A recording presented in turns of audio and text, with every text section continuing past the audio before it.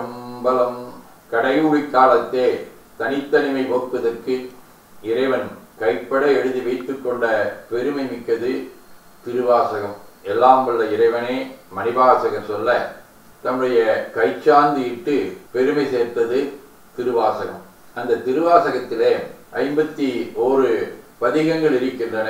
அதிலே ஒன்று திருவெம்பாவை. இந்த திருவெம்பாவை பாடிய வாயாலே கோவை பாடி அருளுக என திருக்கோவையார் பாடவும் அடிப்படையாக அமைந்தது திருவெம்பாவை. அத்தகைய பெருமை மிக்க திருவெம்பாவை எல்லாம் வல்ல ஆதியும் அந்தமில்லாத அரும்பெரும் சோதியாக திகழும் அண்ணாமலையும் பெருமானுடைய திருத்தலத்தை போற்றக்கூடிய வகையிலே அமைந்திருக்கின்றது. அத்தகைய திருவெம்பாவை பாடல்களை மார்கழி மாதத்திலே நாம் நாளும் ஓதி மகிழ்வது நம்முடைய பிறவி எடுத்ததனுடைய பயனாகும். திருச்சிற்றம்பலம்.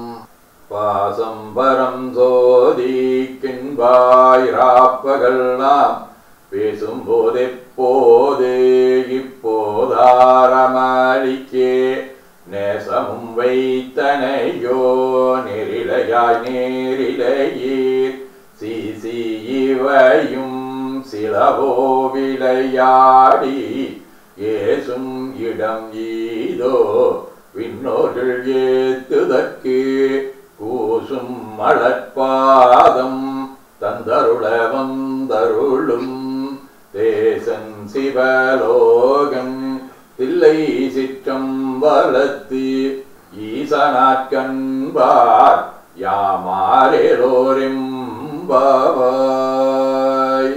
சிற்றம்பலம்.